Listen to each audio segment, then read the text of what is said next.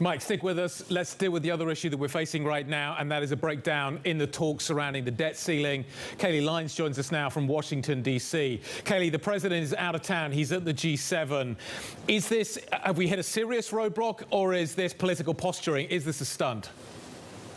Well, that is really the question here, guys. How much of this is just negotiating in public and Republicans looking like they're still acting tough with Team White House, especially after the House Freedom Caucus put out a statement yesterday saying no further negotiations should be happening until the Senate passes the bill the House passed. So reasons why at this point unclear. What we do know is that Congressman Garrett Graves, who has been heading up the negotiations on behalf of Speaker McCarthy, walked out of this closed-door meeting at the Capitol earlier this morning saying that the White House negotiators were being unreasonable. He said unless they are willing to have reasonable conversations about how you can actually move forward and do the right thing, we're not going to sit here and talk to ourselves. I would note as well that Graves was standing right next to Patrick McHenry, the congressman who is the chair of the House Financial Services Committee. And if you remember, he was the one who threw a little bit of cold water on yesterday's optimism, saying that we were nowhere close to being done on debt ceiling talks. So definitely a roadblock here as we are now less than 2 weeks out from June 1st, and in theory, the potential earliest X date.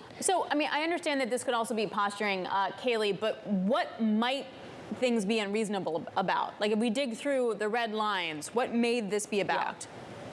Yeah. Well, the real red line that is in question that we have been focusing on here in Washington is around stricter work requirements for entitlements. That is something that Speaker McCarthy had previously described as a red line. It is something that the president himself has signaled openness to when not touching any health-related benefits, so think Medicaid.